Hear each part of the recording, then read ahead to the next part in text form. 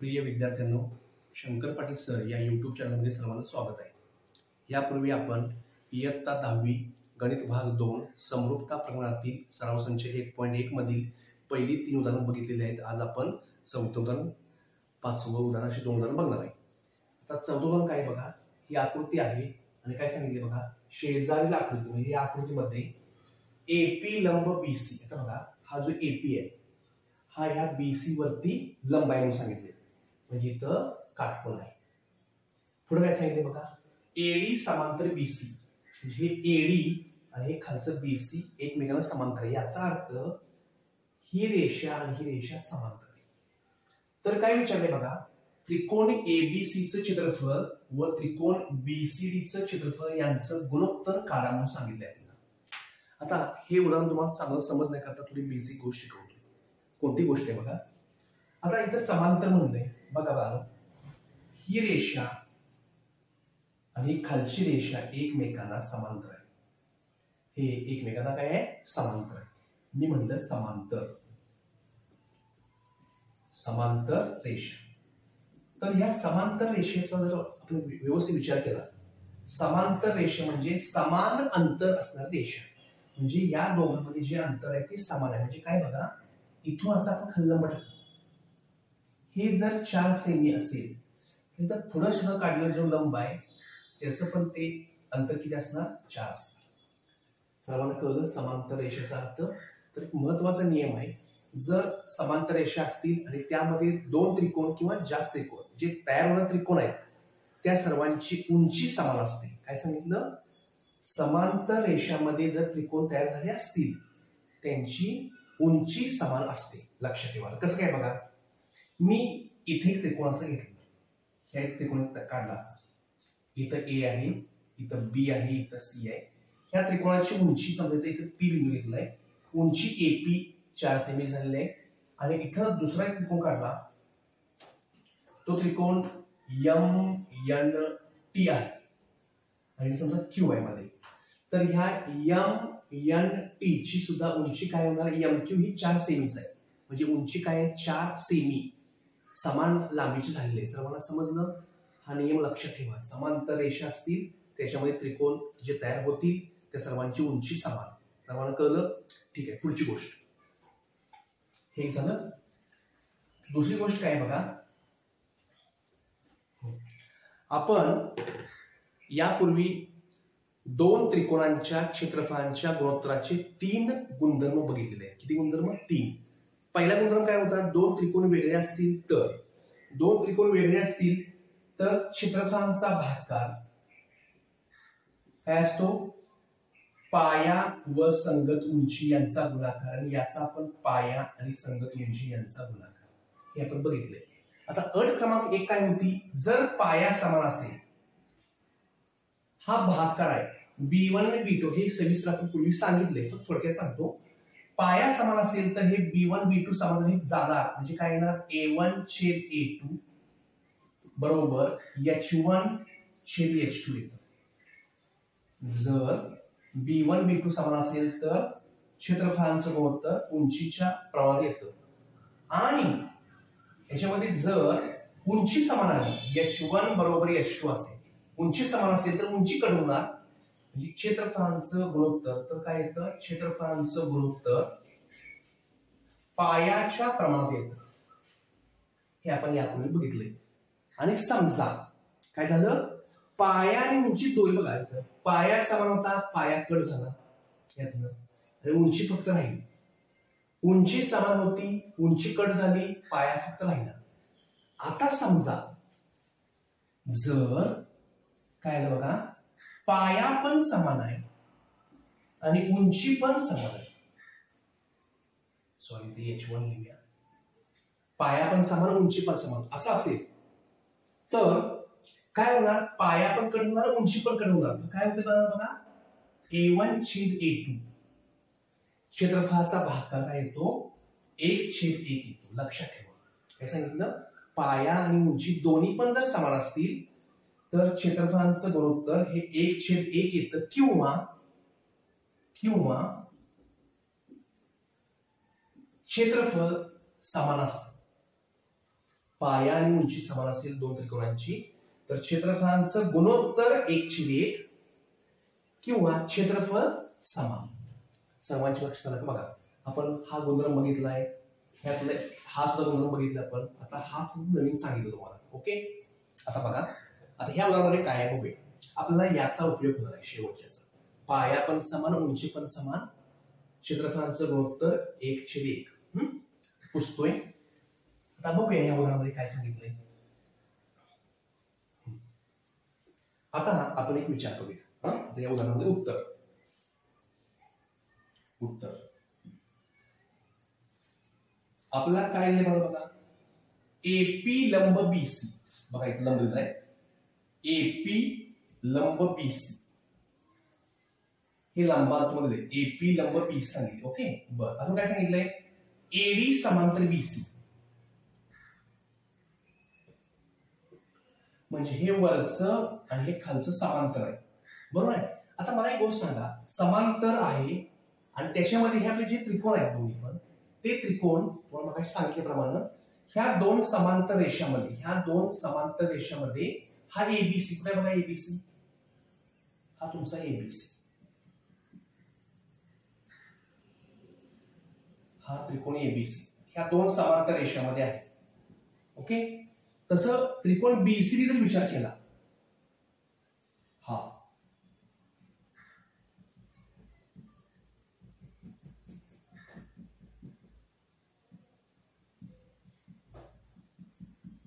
हा तुमचा बीसीडी, हे दोन्ही त्रिकोण समांतर रेषामध्येच आहेत.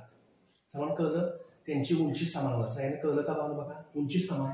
आता ह्या दोघांची उंची आपण एपी घेऊ शकतो. तर एक एपी त्यांची उंची आहे. समांतराची उंची दिली असू दे किंवा नसू दे, उंची समान असणार आहे, पण दिल्यामध्ये आपण घेऊया. त्रिकोण एबीसी व त्रिकोण बीसीडी यांची उंची एपी समान आहे. ओके, आणि ह्या त्रिकोणी एबीसीचा पाया ही खालची बाजू, हा बीसी, एबीसीचा पाया बीसी आलाय बघा. बघा बीसी पाया आणि एपी उंची आहे. तसं तर बीसीडीचं बघा, बीसीडी ह्याची उंची एपीच घ्यायला पाहिजे लंबांतर, आणि हा खालचा पाया बीसीच होते का बघा सगळ्यांना. म्हणजे काय करायचं, म्हणून त्रिकोण कुठला एबीसी व त्रिकोण बीसीडी यामध्ये उंची बरोबर एपी व पाया बरोबर बीसी हे दोन्ही समान आहेत. दोन्ही समान आहेत. सर्वांना समजलं का बघा. लंब आहे आणि समांतर पण आहे, त्यामुळे उंची तुमची आलेली आहे एपी आणि दोघांचा बीसी हा पाया तो काय आहे, समानच आहे. हे दोन्ही काय आहेत, समान आहेत. म्हणून काय लिहायचं बघा बाळांनो, एरिया ऑफ ट्रायंगल एबीसी छेद एरिया ऑफ ट्रायंगल बीसीडी हे गुणोत्तर काय येतं, 1/1 येतं. इथं आपण थोडं गुणधर्म तो लिहूया. समान पाया व समान उंची असलेल्या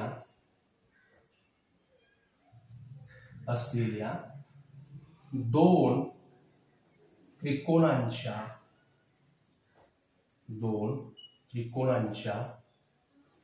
क्षेत्रफळांचे गुणोत्तर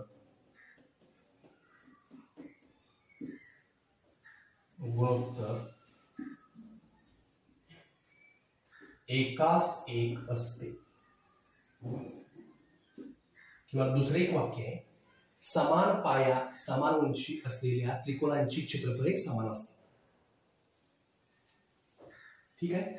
आपला आडवं फक्त विचारले, मग काय लिहूया, म्हणून area of triangle ABC area of triangle BC बरोबर एकास एक. सर्वांना कळले का बघा. यानंतर उदाहरण क्रमांक 5 ही आकृती आहे. काय म्हणजे बघा, शेजारील आकृतीत PQ लंब BC, हा PQ इथं लंब आहे आणि हा BC वरती पुढं. AD लंब BC म्हणजे हा AD लंब म्हणले बघा इथं खाली BC. आता बघा, तर खालील गुणोत्तरे लिहा. म्हणजे त्रिकोणांच्या क्षेत्रफळांचं गुणोत्तर आहे. अशी 4 उदाहरणं आहेत. तर आपल्या सर्वांना इथे दिसतंय या आकृतीमध्ये PQ लंब असल्यामुळे PQ एक उंची आहे आणि AD ही एक उंची आहे. तर टेक्निक काय आहे बघा, ज्या त्रिकोणाचा शिरोबिंदू P असेल, त्रिकोणाच्या मध्ये P हा शिरोबिंदू असेल तर त्याची उंची PQ घ्यायची. सर्वांना कळलं, उंची PQ घ्यायची. आणि ज्या त्रिकोणामध्ये A हा शिरोबिंदू दिसतोय त्याची उंची घ्यायची AD. आणि जो पाया घ्यायचा आहे या खालच्या पैकी BQ, QD, DC किंवा BD, BC अशी आपण तुम्ही खालचे पाया घेऊ शकताय. त्यामुळे कळलं. आता बघा काय करायचं आहे, लक्ष रोज द्या. ह्या प्रत्येक उदाहरणामध्ये आपण आतापर्यंत बघितलेलं आहे. काय बघितलंय, 2 त्रिकोण वेगळे असतील, क्षेत्रफळांचं गुणोत्तर पाया गुणिले उंची छेद दुसऱ्या त्रिकोणाचा पाया गुणिले उंची. जर उंची समान असेल तर क्षेत्रफळांचं गुणोत्तर पाया भागिले पाया, हे बघितले सगळं. आता इथं काय आहे ते बघूया. आता उदाहरण क्रमांक 1 याचा विचार आपण केला. त्रिकोण कोणते बघा, त्रिकोण PQB आहे बघा. ते उत्तर लिहूया उत्तरामध्ये. त्रिकोण PQB मध्ये म्हणूया पहिला जो आहे त्याचं उत्तर त्रिकोण PQB. एरिया लिहायची गरज नाही. पहिलं त्रिकोण PQB मध्ये याचा पाया उंची लिहूया. पाया आणि उंची ठीक आहे. दुसरा त्रिकोण PBC आहे. त्रिकोण PBC आहे, याच्यामध्ये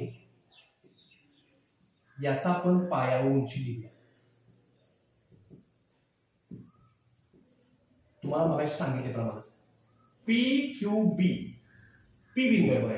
याचा अर्थ PQB ची उंची PQ होणार बघा. सर्वांना कळतंय मला, उंची कुठली आली, PQ.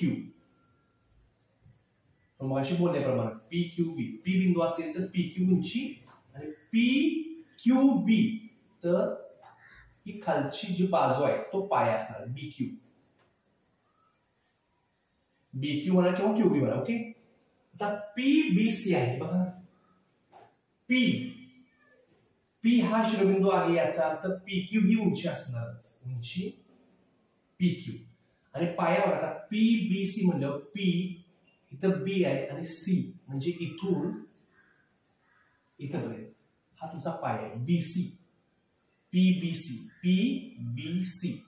म्हणजे हा खालचा जो BC आहे तो पाया होणार. समान कळलं. आता विचार करूया, याच्यामध्ये उंची PQ आहे, उंची PQ आहे, उंची समान आहे. कळलं. तर क्षेत्रफळांचं गुणोत्तर काय आहे ना, पाया समानच होईल. उंची समान असेल, क्षेत्रफळांचं गुणोत्तर पायांच्या प्रमाणात होईल. लिहूया. काय लिहूया, म्हणून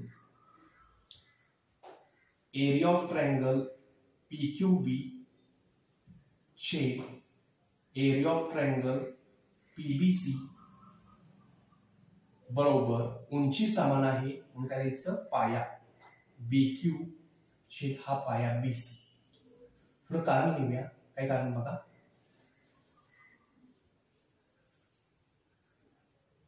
उंची किंवा असं लिहूया PQ उंची समान, PQ उंची समान म्हणून क्षेत्रफळ पायांच्या प्रमाणात.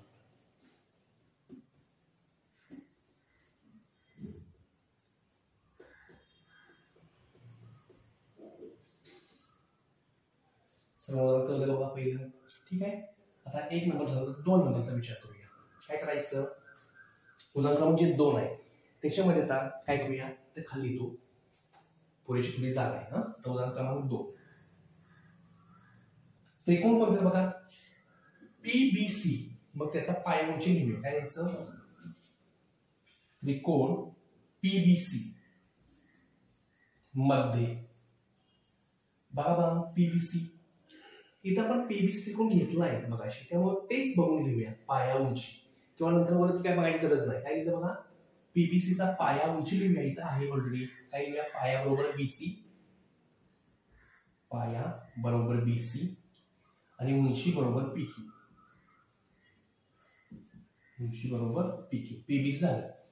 आता त्रिकोण एबीसी पाहिजे. त्रिकोण एबीसी, एबीसी मध्ये. तर एबीसी म्हणल्यावर सुरुवात इथून होते बघा. याचा अर्थ उंची येणार आहे एडी. सगळ्यांना कळतंय उंची कोणती आली, एडी उंची आली. ती लिहूया. पाया उंची लिहायचं आहे, पाया बरोबर आणि उंची बरोबर. आता ए पासून सुरुवात आहे म्हणजे उंची येणार एडी. आता हळू ए बी आणि सी इथपर्यंत. तर हा तुमचा खालचा पाया येणार, बीसी पाया, एबीसीचा पाया बीसी. कसं करायचं सांगितलं पाया येताना, ए बी आणि सी. तर हा तुमचा खालचा पाया. तसं याचं पी क्यू बीच कसं सांगतं, पी क्यू बी, क्यू बी असं. ठीक आहे. आता याच्यामध्ये काय दिसते बघा, पाया बीसी आहे पण पाया बीसी. उंची समान आहे बघा, उंची काही समान नाही, पाया फक्त समान आहे. पाया समान असेल तर क्षेत्रफळ हे उंचीच्या प्रमाणात. तर का काय करूया बघा, इथे खाली येतो, खाली दिसतंय का बघूया, दिसते थोडं. म्हणून एरिया ऑफ ट्रायंगल पीबीसी छेद एरिया ऑफ ट्रायंगल एबीसी बरोबर पाया समान आहे, क्षेत्रफळ हे उंचीच्या प्रमाणात, पी क्यू छेद एडी. इथली काय लिहिलं, कारण बीसी पाया समान, पाया समान म्हणून क्षेत्रफळ हे उंचीच्या प्रमाणात, उंचीच्या प्रमाणात. सर्वांना समजलं का बघा दोघांकडे. आता 3 नंबर 4 नंबर घेऊया. हे पुसतोय बघा.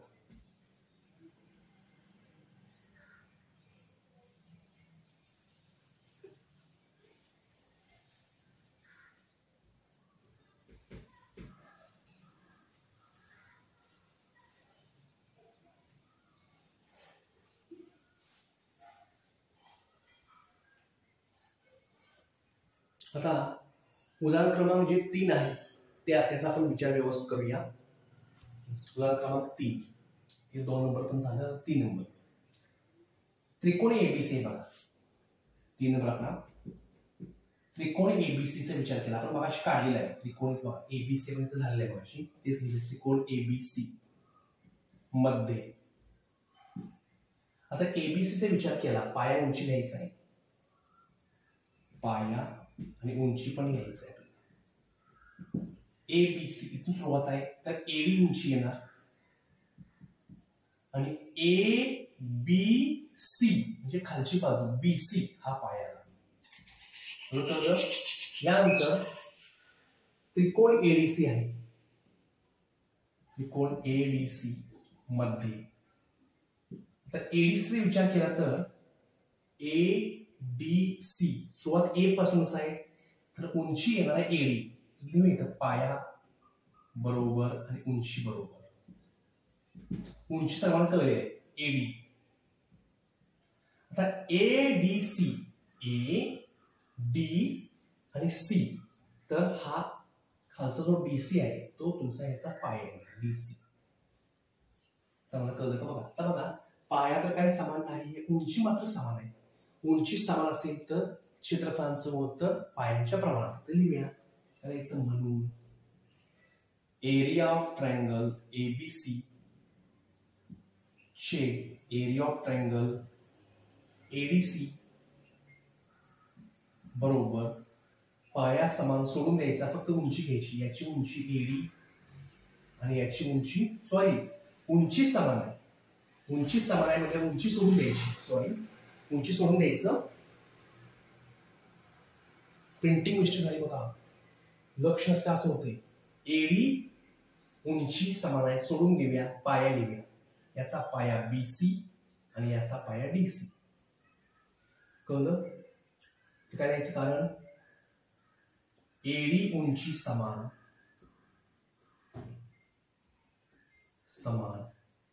म्हणून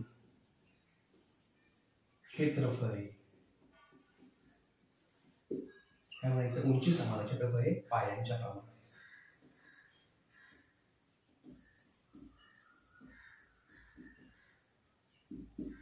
पुढे कळलं सगळ्यांना? लास्ट बेस्ट 4 नंबर आपला जो आहे तो काय बघा, त्रिकोण ADC आणि त्रिकोण PQC. आता बघा व्यवस्थित लक्ष. 4 नंबर काय म्हणलंय, त्रिकोण कुठला आहे, ADC आहे. ADC मध्ये याचा लिहूया पाया उंची, पाया बरोबर आणि उंची बरोबर. आणि त्रिकोण दुसरा कुठला आहे, PQC. त्रिकोण PQC मध्ये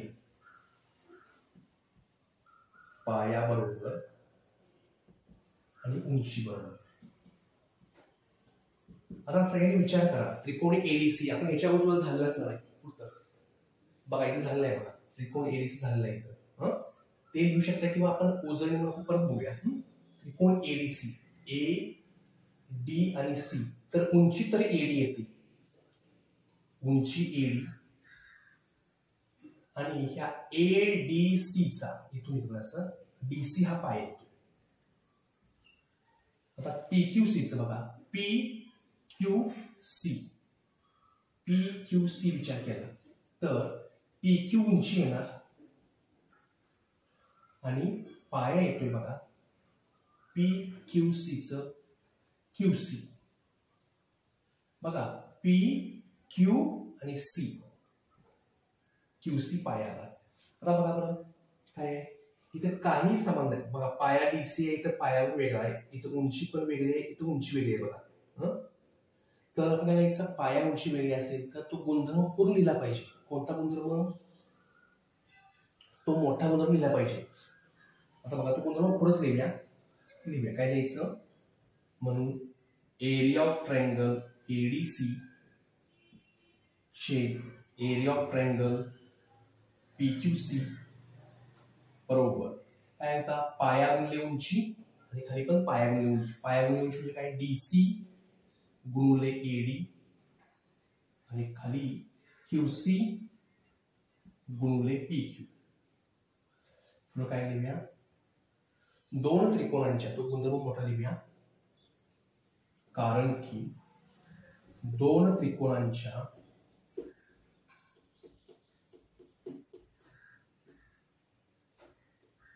क्षेत्रफळांचे गुणोत्तर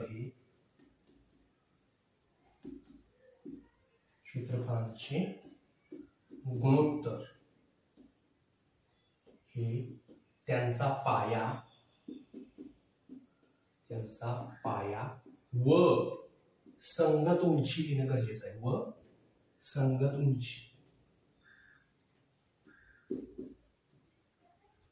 यांच्या गुणाकाराच्या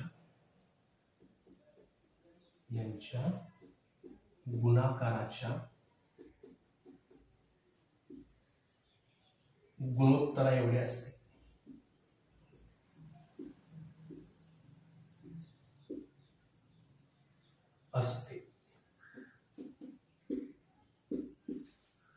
सर्वांना समजले का बघा.